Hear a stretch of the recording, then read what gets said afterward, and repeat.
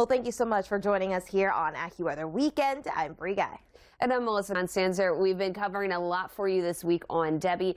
Thankfully, that is gone, but we always are keeping an eye on the tropics this time of year, and there's more threats on the horizon. Yeah, things are starting, of course, to ramp up. We're keeping a close eye on the Atlantic Basin, but let's take you a little bit closer to home.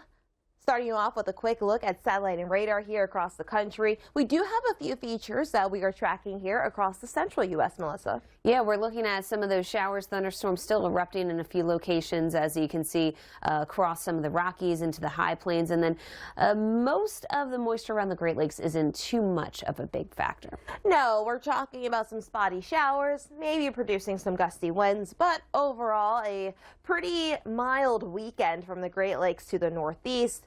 Of course, in the Northeast, looking forward to that. I know you've been enjoying that break after Debbie, though we still have some concerns in the Southeast as well. Though if we take a look at where our temperatures are going to go here for today, not bad from Chicago to Minneapolis, even New York seeing a little bit of a drop there. At the tropics, because there's going to be more tropical activity this time of year. It's August. We expect more. 'Tis the season, right? And of course, we already have things starting to rumble there again in the Atlantic Basin. Here's the feature that we are tracking. It's continuing its journey further west. In the short term, it's still going to be bringing impacts here to the northern Lesser Antilles, but it really all depends on the steering flow. We're tracking the jet stream here, but we're also looking at where this high is situated, the Bermuda Azores highs, depending on if that high can pull this storm a little bit further west. We are right now tracking a more northerly and westerly track as it does get closer towards the Caribbean,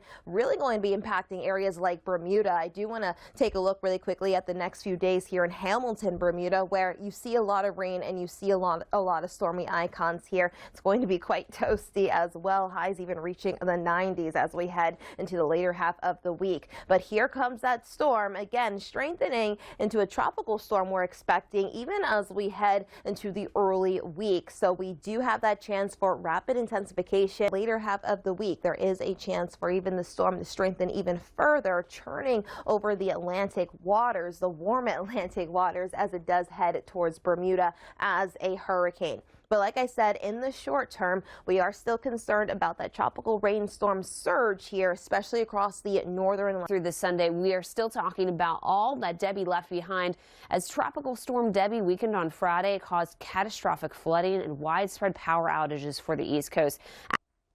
Well, as we talk about the Northeast, look at all of the rainfall that has occurred in the past 30 days. Some of that has been rounds of thunderstorms leading up to Debbie, but a lot of it here through Virginia, West Virginia, some of these locations along the Pennsylvania-Maryland state line, that has been from this storm, Debbie. So we're happy to see it go. We've got a lot of rainfall. We could use a little bit of a dry break, and we get at least a little bit of moisture to work its way on through as we head through the evening hours. This is not going to be a lot of activity for us. For a lot of the population of the Northeast, we won't even notice it go by.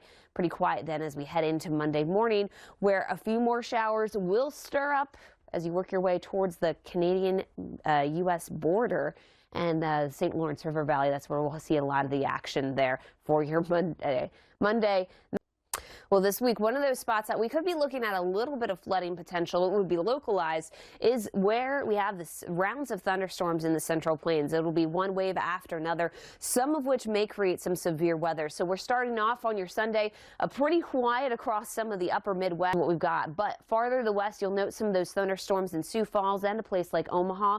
These thunderstorms, again, could become strong to severe in a few spots, mostly towards the high plains. So we're talking western Nebraska, southwestern South Dakota, as you work your way into eastern Wyoming, northeastern Colorado, and portions of northwestern Kansas. That's where we could have the damaging winds from some of these thunderstorms. Again, rounds of heavier rainfall could create some localized flooding, though I don't think that's a widespread issue. It would be kind of more of a trend as we get towards the middle of the week with some of these impulses cutting through. They're going to keep diving through the central U.S. So through the nation's heartland is where we get that activity. If you're far enough north, you're still holding on to that comfortable air mass as we begin the work week. So Monday does look to be bright by many standards, and it also looks to be quite comfortable by many standards here.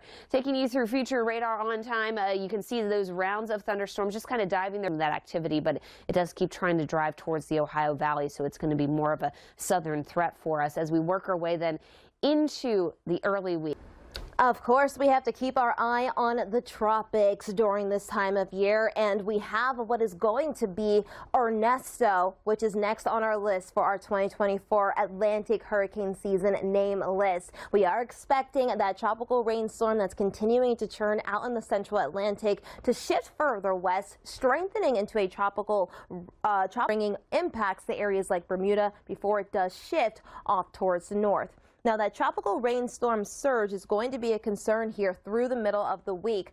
In the short term, we could still see storm surge between 3 to 6 feet across the northern Lesser Antilles. Now, that's not the only area, of course, that we're concerned about. Look, as we head closer towards Puerto Rico, we could still see some rough waters there, and the storm surge ranging upwards to 3 feet. As we look at Debbie, we have found some pretty interesting numbers. No surprise that most of the worst of Debbie was brought around where that storm made landfall in Florida as a Category 1 storm. You can see the wind gusts more than 99 miles per hour in Horseshoe Beach. We had storm surge that was 6+ feet and rainfall. That has been one of the big stories, not just in Florida, but elsewhere too. There were also several tornado reports coming in, a lot of that coming from the Carolinas northward to New York. But it is the rain that still leaves some lasting images along the Carolina coastline, because more than 18 inches, 1.5 feet of rain, means it takes some time for the rivers and streams there to drain the landscape. And that's going to be still a challenge as we go through some of the upcoming days as that water does slowly get back to normal. The good news is that for Monday, there's not a lot of widespread heavy rainfall, but where we get the rain, it's going to be in the spots that need it the least, through North Carolina and South Carolina. We're going to be dealing with that chance for some showers and thunderstorms here, so just be on the lookout for that chance of wet weather as we move the usual daytime fashion across the Sunshine State. So for Monday, high temperatures back to the mid-80s and have that chance for some rainfall, as there's just a little bit more energy here across North Carolina that'll lead to the showers and thunderstorms remaining in a few locations.